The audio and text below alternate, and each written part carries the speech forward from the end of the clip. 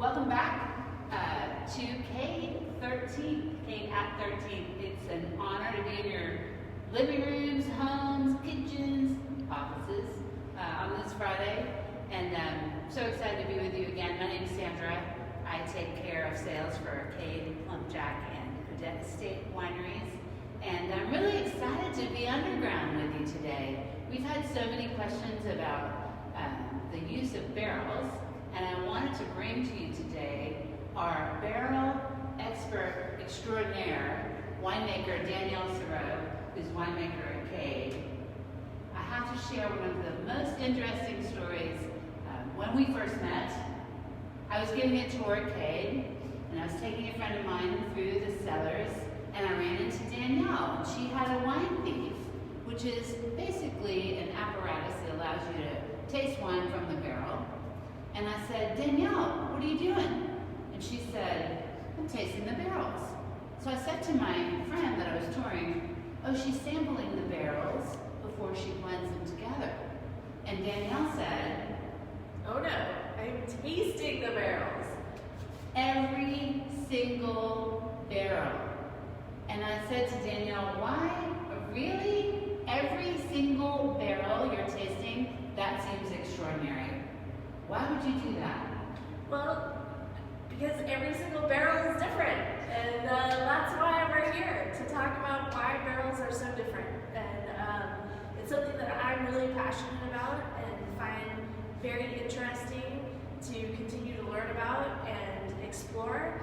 Because I believe that barrels have a huge impact on what we're tasting, what we smell in the glass, in the finished wine. And so I spend a lot of time figuring out what these barrels do, how they impact our wine. And of course, the goal being to make the wine taste even better. So let's talk about it. Let's talk about barrels. Barrel madness. Well, first of all, is it true, I heard, in this wine, CADE Estate 2017, do you use 50 different types of barrels? I did, from 23 different coopers, in fact.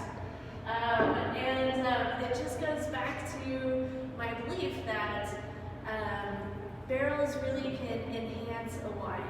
And so by purchasing 50 different types of barrels, I'm using them as my spice rack, if you will. No chef would ever want to cook with just one spice. You don't want to make your tomato sauce with just salt, right? You want to have your oregano and your basil and your maybe a little bit of chili powder to bring some heat. All of that is what barrels bring to wine, except in different ways.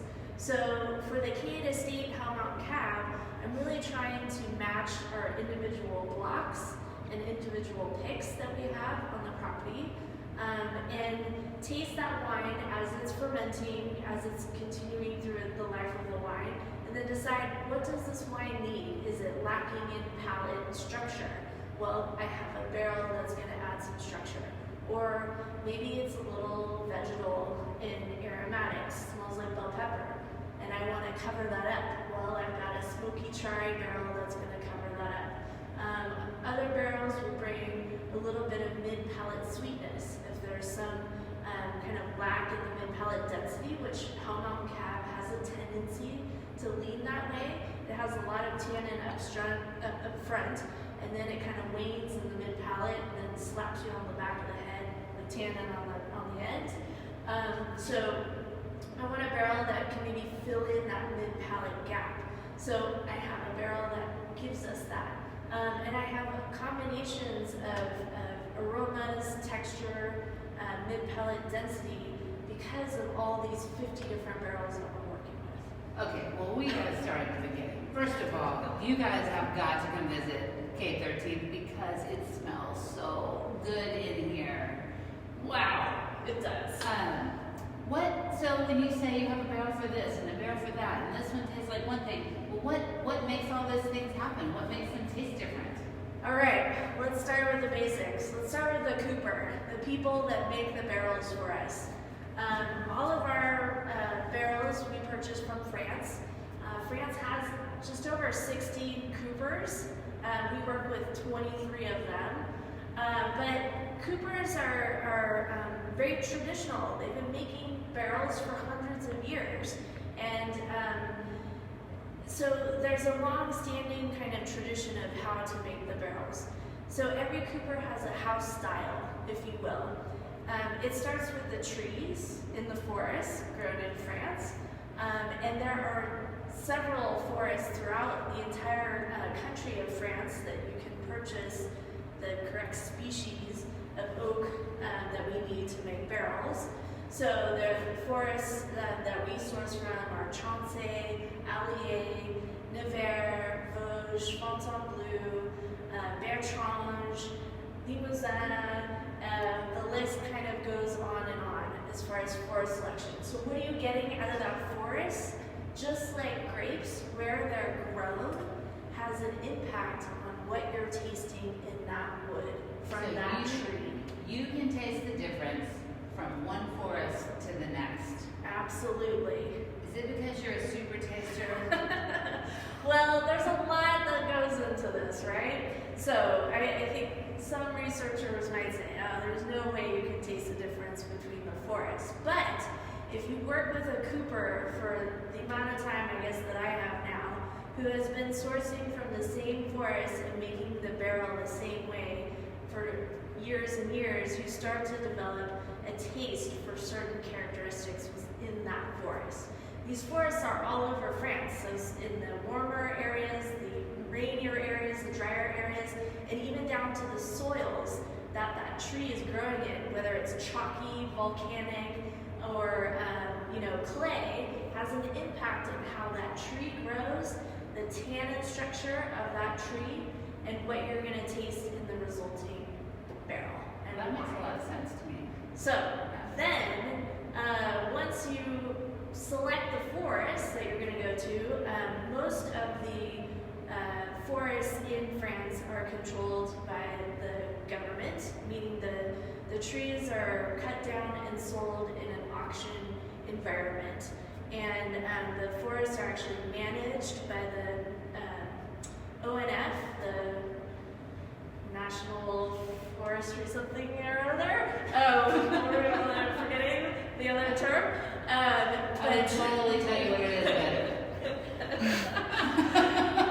but this goes back to the era of Napoleon. Wow. So Napoleon wanted wood, trees, lumber, strong enough, big enough, dense enough to build ships so that he could conquer the world.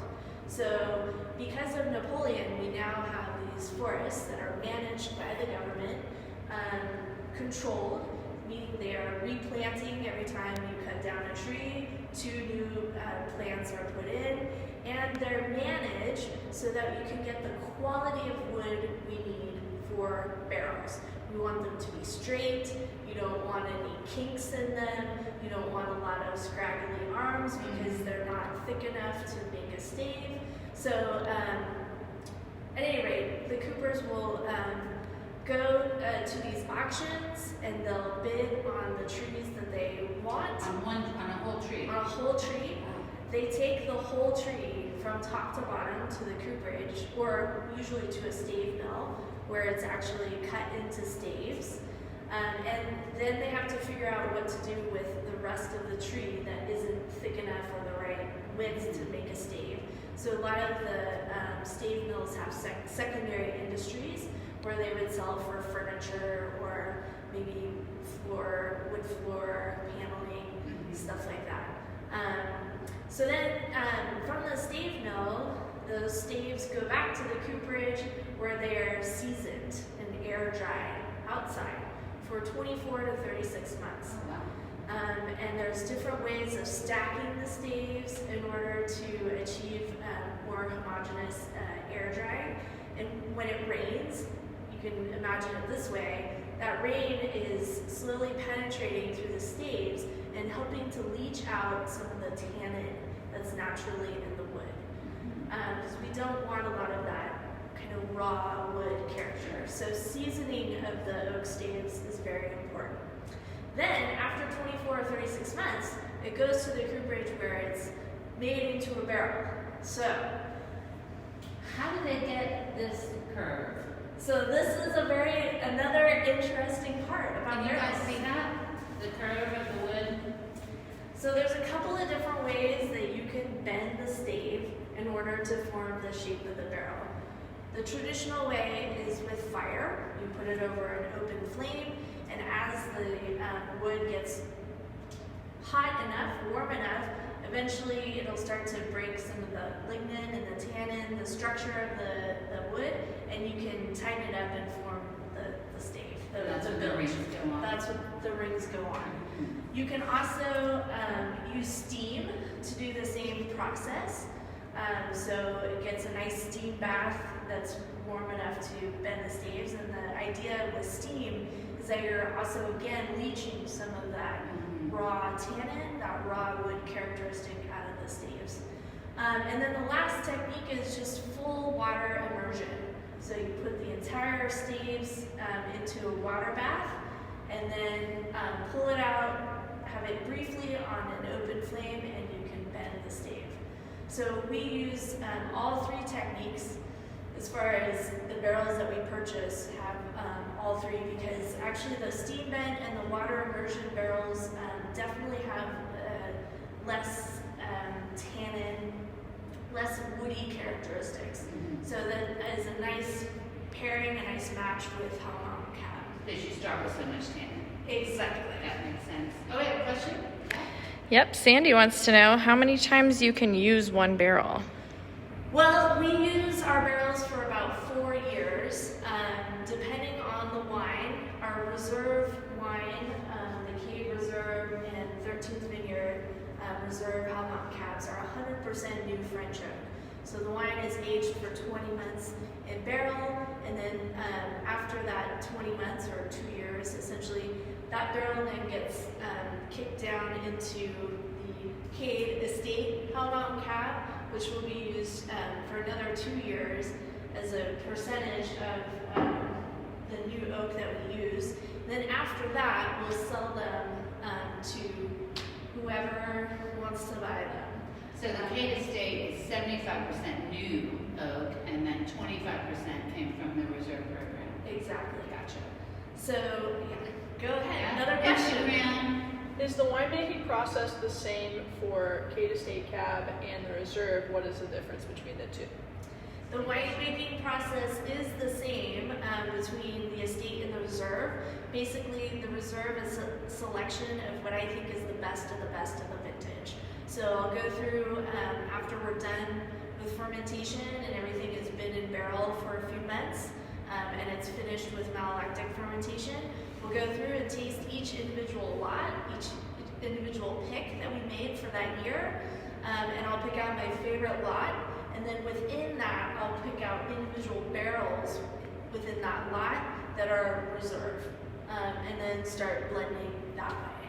So there could be the same wine in reserve and in estate, but I may have made a barrel selection and picked 4 of my favorite barrels to go into the reserve, and then 4 of my, not as good barrels went into the estate. Barrels that are better suited for the estate. Thank you very much for clarifying that. Now, one of the things I think is really interesting is each one of these barrels is made by hand by a person. Is that right? Yes, absolutely. So we were in France together, and there was we visited a winery, and they made their own barrels. And there was a fire, and a fellow with a half barrel with these straight staves, banging on these rings. Is it really still done like that? It is still done Can like you that. describe that kind of process to our friends at home? A lot of the cooperages that we work with, their master coopers have been there for years. They are the second, third, fourth generation coopers that make the barrels and or have 2 or 3 or 4 maybe coopers that work alongside them every day to ensure that the barrels are the same. However, Can they ensure it's the same? there's always differences. In fact, there was a study done by a genius professor, Tom Collins, who did his PhD thesis on barrels, and he actually worked with the cooperage in made on a Monday, Tuesday, Wednesday, Thursday, Friday. And what he found was the barrels made on Monday and Friday were the most different compared to the barrels made on Tuesday, Wednesday, Thursday. And I think you can imagine why that would be true. Maybe Monday you're a little tired from the weekend and not, quite up to speed to the exact specifications of the barrel. And on Friday you just want to get home and have a glass of wine. Getting ready for the weekend. So he said, if you really want consistent barrels, buy a barrel that was made on Tuesday, Wednesday, Thursday. That's amazing. Wasn't that also said about cars? I think so too. Yeah. I think it's the same thing with cars. But it kind of brings it all back to why you would have to taste every single barrel. If you really wanted a sense of what that barrel tastes like, or if there's an inconsistency, maybe you want to toss it out of your reserve program, you can't do that by sampling a few. Right, so consistency is key for us, or at least for me personally. I want the barrel to taste the same every year because I'm relying on that structure, that aroma, that flavor, because I'm, kind of envisioning how that wine is going to taste after aging in that barrel. So if it varies from year to year, then all of my trials, all of my, tastings that I've done with these barrels is kind of lost. Right. So I actually do a pure experiment, a pure barrel trial every year with each cooper that we buy and each individual barrel that we buy within the cooper. So in essence, I put the same wine in all 50 barrels that we buy. And then I evaluate it over the life of the wine and barrel, over 18 to 20 months, and I'll taste it every quarter. And that wine is racked out and back to that same barrel. So it is really a pure experiment. So I can see what does Block 3 Cabernet Sauvignon from our estate taste like in a Darnajou medium plus barrel after 18 months of aging. And that, to me, is really the only way of getting a pure sense of what that barrel is bringing to the wine. That's incredible. And I can say that's not typical. Right? Well, we have a question from Facebook, and I'm going to grab the reserve, and maybe we can taste it side by side with the estate. You can talk about if you taste any difference from the oak program. Yeah, let's grab I the got reserve. you. Okay. What's the question? Susan wants to know if you have a favorite Cooper. Is that possible? Uh-oh. She does. Well, I would say I have 23 favorite Coopers. They all bring their own thing to the table, if you will. If I didn't like them, I wouldn't be working with them. If I didn't like the flavors that they were bringing to the CADE estate wine that didn't match my vision and my idea of where the wine should be, then I don't work with them. Of course, there are some coopers that are more limited in supply, so they are allocated barrels, and we only get so many per year because the cooperage can only make so many barrels a year. And so some of those coopers are the ones that, of course, you want more of, but you just can't have. Do you have any stories about trying to sweet talk any Coopers? I might have a story about that, but one of our, I would say, core Coopers that we work with is Darnajou, and the owner, Vincent Darnajou, came to CADE several years ago, and I tasted with him, and was really trying to impress him as far as how beautiful his barrels matched our wines and elevated our wines, and with the underlying ask of if we could get more barrels because they were an allocated barrel. And I kind of rolled out my best French accent and tried to sweet talk him in my best French, and I even put a little lipstick on, but he kind of said, well, we'll see, we'll see, Danielle. So a few weeks later, I get a letter in the mail, and my allocation did not change. I didn't get any more barrels, but that's okay. That's okay. You didn't get any less. I didn't get any less, and in fact, this year I was able to get some more barrels. So, And you got a letter in the mail? Well, yeah, this was several years ago. They write your allocation via letter. Yeah. Amazing. Oh, we have two. We have a question. Instagram. So as the winemaker for CADE Estate and 13th Vineyard, you're obviously in charge of the barrel programs here.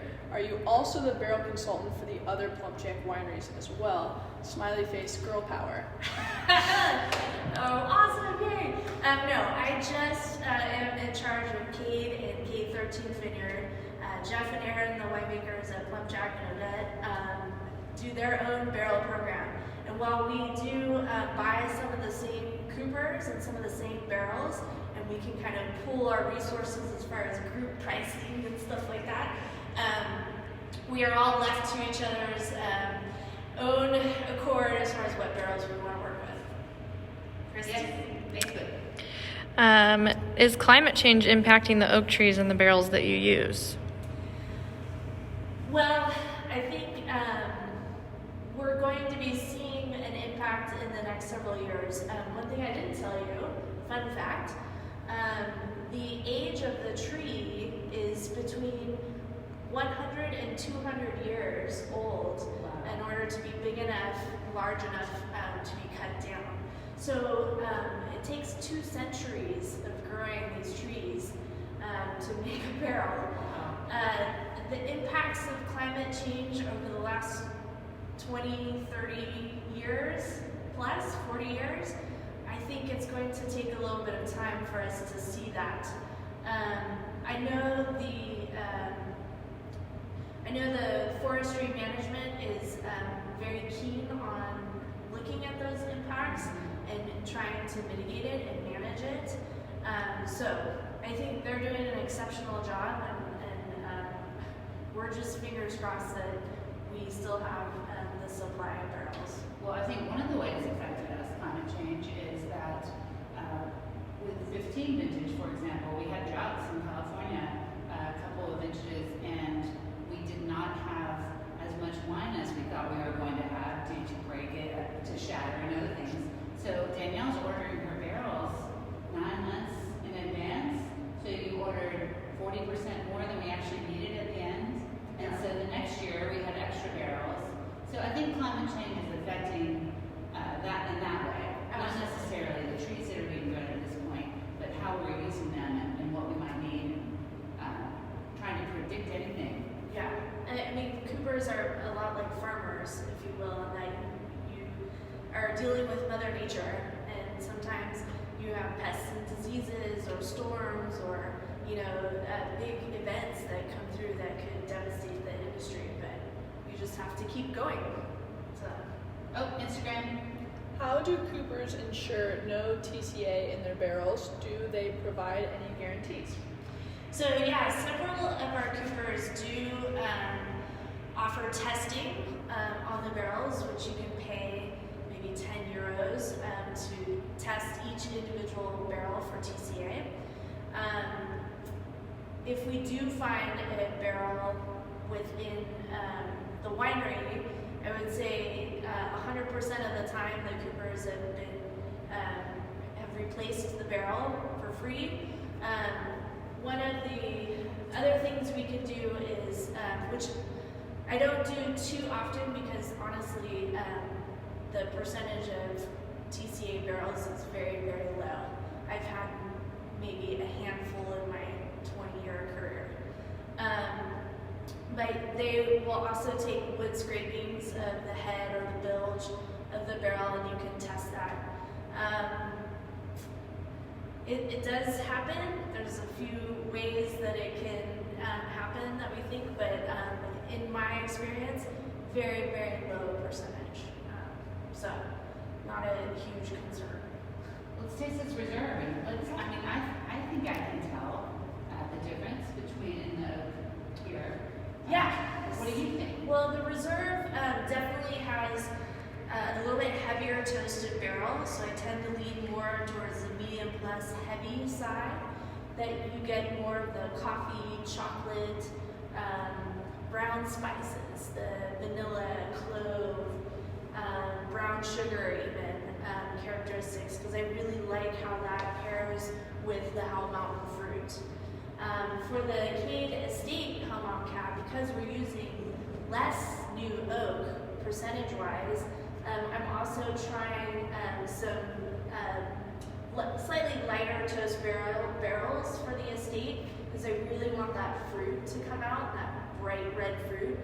So with the estate home on cab, sometimes you get more of the just nutty characteristics, the toasted wheat, cedar, toasted almond, with a little bit of the just vanilla, cream, cola notes as well. Well, I wouldn't throw either one off the table. Oh, we have another question, Facebook. Al wants to know what the significance of the paint on the barrel is. Good question. So, the story that I was told, who knows if this is totally true, but we do get all of our barrels with painted black hoops, and that is because hundreds of years ago in the cellars of France, the barrels that were designated for the king were painted with black hoops. So all of the CADE barrels are for our royal fans. And family, our royal family. Y'all all kings and queens to us. Yes. And then what about the red? Oh, the red. So this is a red wine stain that we actually paint on the bilge of the barrel. It makes it look pretty. And it also helps hide our mistakes. If we were to spill a little bit of wine on the outside of the barrel, then you don't see it as much. So we do that for all of our red wines. Beautiful. Yes, Instagram. Do the production numbers for your reds vary much from year to year?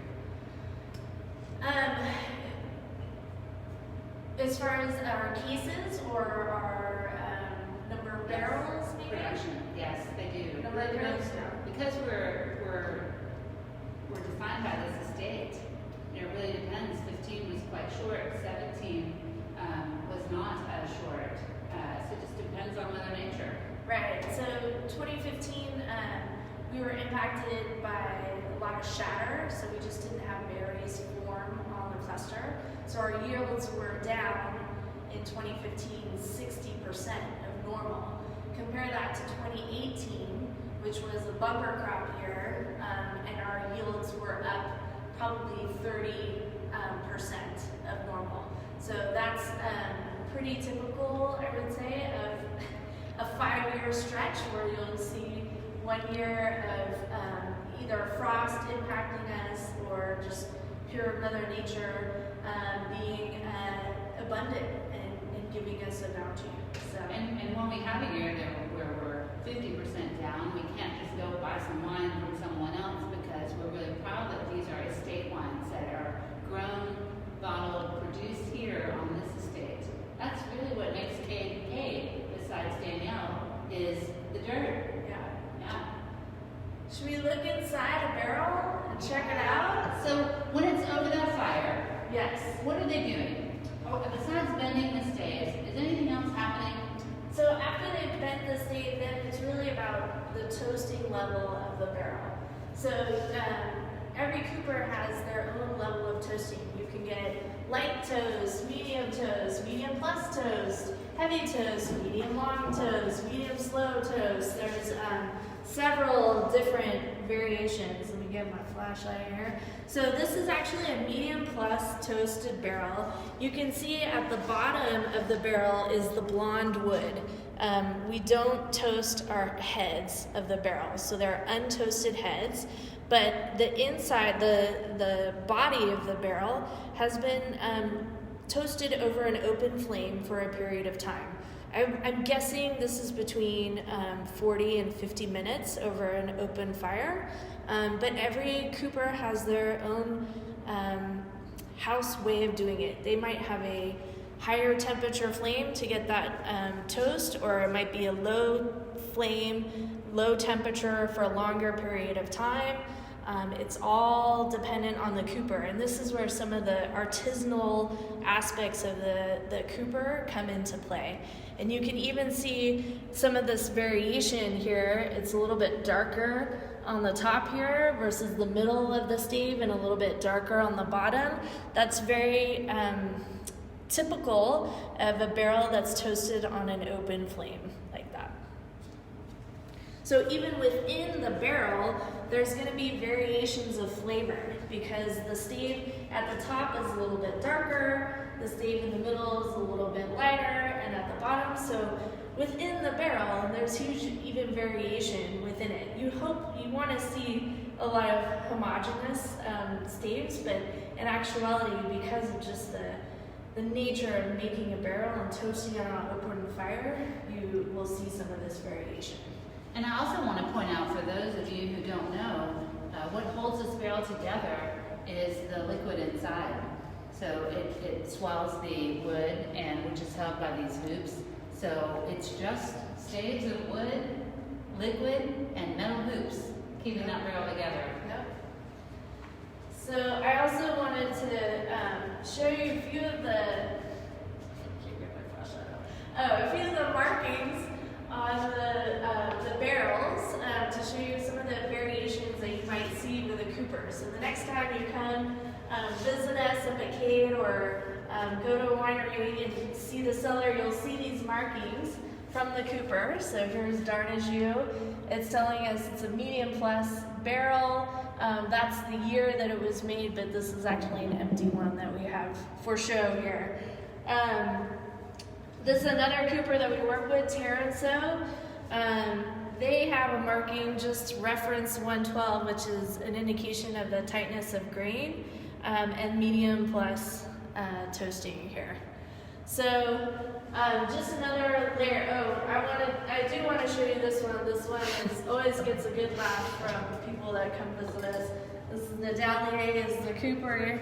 Allier, the forest, which the wood came from, and SHT, special heavy toast, not the other. Not what you're thinking. Not what you're thinking. It's pretty amazing. So, for those of you who've been joining us over the last few Fridays, one of the things you may remember is Danielle made 50 different picks in the vineyard. So now we're taking 50 different picks and 50 different barrels. It's almost like, forgive me, I know people are doing a lot of puzzles, but it's almost like a 3D jigsaw puzzle. How on earth do you carry them? Do you keep track throughout over 2 years? Yeah, well, I have a lot of spreadsheets and a lot of tasting notes, but you really start to see a pattern of flavor and texture and structure with the coopers year after year, which is why we keep working with them. A lot of tasting and a lot of note writing, and a lot of just remembering that, I remember this wine from last year had this characteristic, so I think it's going to pair well with this particular block. Some of it is trial and error. Sometimes you get it right, and sometimes you're like, wow, that was really a bad choice. I should not have put that barrel in there. But that's okay, because, hopefully it's not ruining the wine. It's just taking it in a different direction. And maybe it's good for someone else. It's always good for us, but... So do you think really, we can taste the difference between medium plus, super high, or different forests? Absolutely, I've got a sample. Should we try it? I think we should try it. All right. So don't mess up your glasses here. Got it. Okay. So we've got two different wines here. Actually, I should say a sample of the same wine in two different barrels. Same cooper, same toast, but a different tightness of grain. So, since Sandra is the professional here, I wanted her to maybe at least give us a hint of what she was smelling and tasting, and I will too. So, I wish y'all were here with us. I mean, this is not bad work for a Friday, It's not bad work just for in Friday. general, even a Tuesday. Okay, so the first one, I get a lot of cola and blackberry and a little bit of caramel and marshmallow. It has some sweetness. It's almost a little like showy, a little flashy. Yeah. So that sweetness that I was talking about earlier, it's kind of in the mid palate there. It almost has a Coca-Cola type sweetness and that flavor, but it's really not sugar sweet. It's really just that those sugars that are naturally present in the barrel that have, through the toasting process, caramelized, called chaptalization, and some of that is coming through in the wine. And even the texture. Absolutely. So now try the second one. It's a little bit more structure, more acidity, more tannin down the center of your tongue. See, you're a super taster. Oh, but I can't make one. But absolutely, this one has a little bit more of the cedar and just a raw wood characteristic. It has a very lightly toasted oak aroma, that kind of almond, hazelnut characteristic. But there's a lot of tannin there in the mid palate. Same exact wine, 2 different barrels from the same cooper and the same toast. Amazing. Well, what are the differences in these 2 barrels? So this is basically a tightness of grain selection. So the first one is their tightest grain, their top tier, top of the line barrel, and the second one is a little bit looser grain, not too loose, but just a grade below as far as the 2 barrels. A little bit cheaper barrel, more expensive barrel. Well, that makes sense.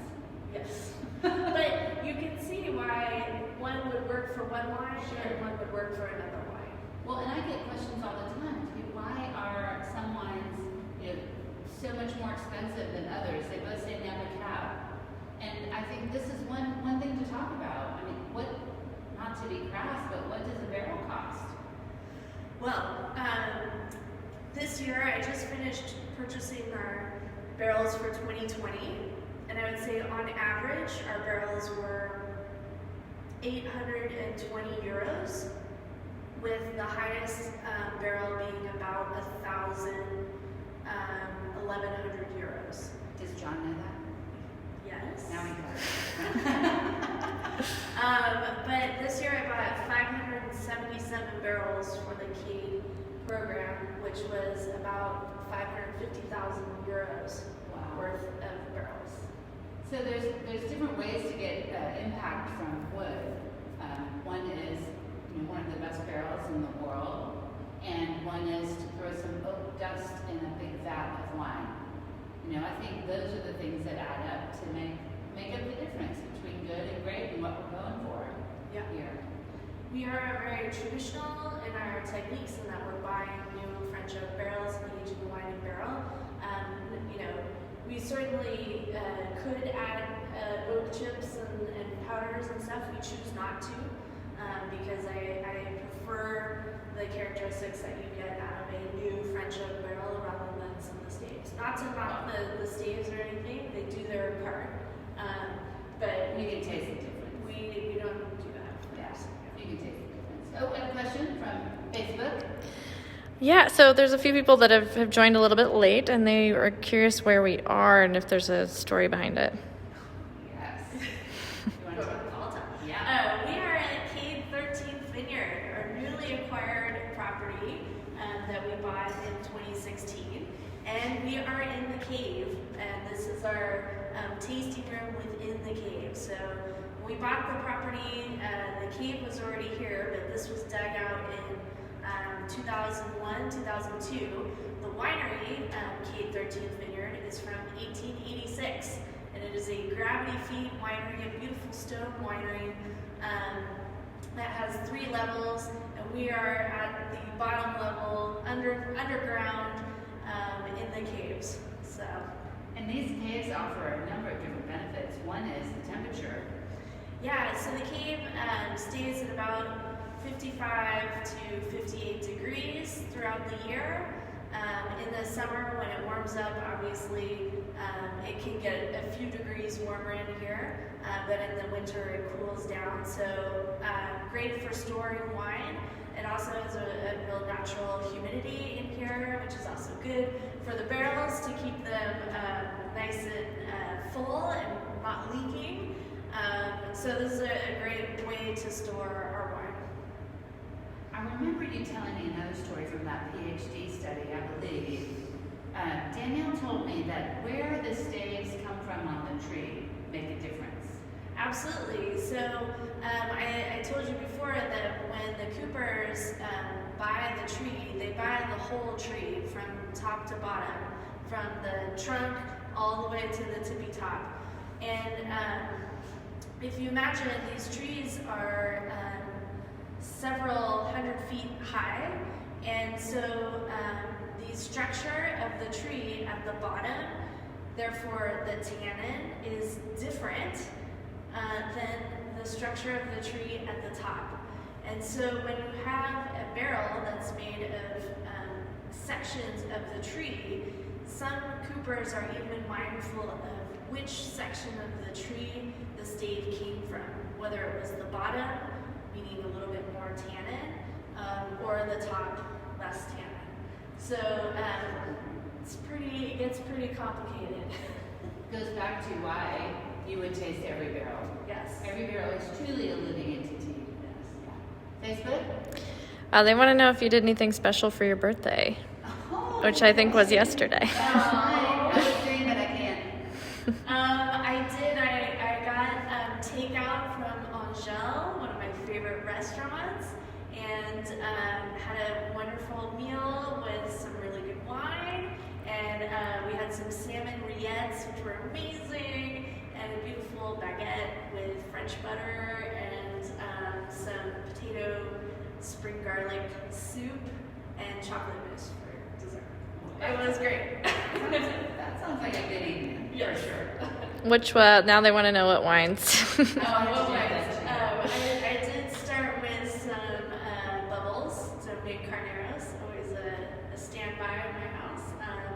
Then we have the Odette Chardonnay, which was delicious, and then we finish off with a wine from my trip to Spain that I took last year from Contino. It was a Grenache, 2015, I believe. It was spectacular. That sounds good. Yeah. And I live far. Well, let's talk a little bit more about barrels. One of the things I think about CADE is it's multifaceted. That's always the way I describe it. I say often, CADE will not show you everything on the first sip. You have to spend a little bit of time with it to let it unfold and make sure it thinks you're worthy of it. Is that really due to the barrels? Is it due to the picks? Is it due to you? Is it due to the vineyard? It's all of the above. I mean, all of that comes into it. So when we bought CADE 13th Vineyard, I really had just an impression of this property being different from CADE. We have similar soils, but our elevation is different. The row orientation of the vineyards is different. We have different clones of Cabernet Sauvignon and different rootstocks. And so I thought, you know what, I can't treat this exactly like I would CADE. I have to see if there's maybe some differences here. And sure enough, there was. We didn't see quite the same, I guess, fruit, the same structure. It was all just a little bit different. And different enough that we wanted to bottle a small amount of it on its own as the 13th Vineyard Reserve Helmont Cab, because I felt that it was just so special, so unique, different from the CADE estate, that it was worthy enough to be on its own. And well, then, let's be sure of that. Totally. but then on top of that, CADE 13. CADE 13. On top of that, we also did some pretty hefty experimentation with barrels for 13th Vineyard. Because I thought, you know what, if the vineyards are different, then maybe they need some different barrels. So in 2017, 60 different types of barrels. 60? 60. Danielle, is that normal? Sure. It's totally normal. Oh, it might be slightly obsessive, but no, we really kind of reached out and said, well, let's try some different coopers, different toasting levels, and see if we can find something that maybe is a little bit better matched to this property. So in 17, we experimented heavily. Some were winners that we thought, yeah, this is a great match to 13th Vineyard. And I also dialed down some of the toasting, so went more for medium plus rather than medium plus heavy. And some of that combination worked to just really allow the fruit to come through, because there's a really nice intensity of fruit in the 13th Vineyard. And then there were a few clunkers as well. There were a few coopers that I was just like, well, that didn't work out. Better suited for other people. Better suited for other people. Thank you, Sandra. I'm here for you. It didn't need me. It didn't need me. Well, and you keep talking about tannins in wood tannin. And I know we have a lot of tannin in our wine on Hell Mountain, so I can see why that would be why that would become a clunker for us. But I mean, is there any way that tannin enhances in terms of kind of a puzzle fit, or is it really just have to be aware? Well, you don't necessarily want wood tannin on top of grape tannin. Sometimes that's not a good match because they have a perception of astringency and bitterness, and so it just compounds it and makes it more intense. Right. So wood tannin can be very drying as well, but if you have a wine that doesn't have enough structure, it can bring the structure and lift up the wine. But if you already have a lot of structure in your Cabernet Sauvignon from Hell Mountain, which is what we have a lot of tannin, we have a lot of structure naturally, then adding another layer of tannin on top of that wood tannin, that maybe is more, a better descriptor is it's unresolved wood tannin at lower toast. When you get up to the medium plus and heavy toast, you start to soften that wood tannin, and it gets more into the sweet characteristic, the coffee and the, well, how about like chocolate covered espresso? Oh, okay. Coffee beans, like that. Milk chocolate. You get this really nice rounded tannin instead of a raw wood pencil shaping tannin. Right. Wow. It's amazing everything that goes into a barrel. It's a lot. It's a lot. It's a lot. Did we have another question? Did have one. Do you blend all those 50 musts together at any point for the reserve? So the reserve would probably not have all 50 barrels in it. Usually the reserve is a selection of what I think is the best of the best, and I would say it's between 15 to 20 of the coopers. We don't make that much of the reserve, and especially of the 13th Vineyard. We only make 150 cases of it, so it's about 12 to 13 barrels. So really I can only have 12 to 13 coopers in there, unless I started getting really creative and moving wine out and swapping barrels and putting other barrels in, but I don't do that very often. On a very rare circumstance, I might do that. But then for the CADE reserve, you know, there's definitely certain barrels that fit in line with that style, which is more of the black fruit, the blueberry, blackberry, boysenberry, some of the milk chocolate, coffee, caramel characteristics, and that density of weight. So there's certain coopers that I tend to gravitate towards to give me that characteristic. Whereas the Estate Hell Mountain Cab is the blend of all of them. Interesting. And that's probably why I think it's so multifaceted, is all those barrels are adding a little bit of spice. Like you talked about, you know, making a soup, you wouldn't just use salt. Right. Danielle's using 50 different spices. Right. And One of the things the way you explained it to me was if you have a very floral pick, you might put that in a heavier, or a steam vent barrel that won't have as much impact. So we keep those floral notes. And if you have something that's a big mountain cab, you could put that in a Darnage barrel. It'll give you that coffee bean and chocolate. And what I think is so neat about the CADE estate is, maybe you put it in my mind, but often, I pick up on all those notes, and it just brings me back here. Absolutely. Yeah. And, it's definitely true that you can overpower a wine with a barrel, but sometimes, especially with Hot Mountain Cab, the wine is so big on its own that the barrel gets buried in the wine, Wow. and the barrel doesn't show up. So there's this balance of, okay, well, I want a barrel that's going to actually have some impact, that's going to improve, that's going to elevate the wine, but I don't want it to be so impactful that you can't taste the wine. Yep, that makes sense. And there's that balance there that, certain coopers do very well.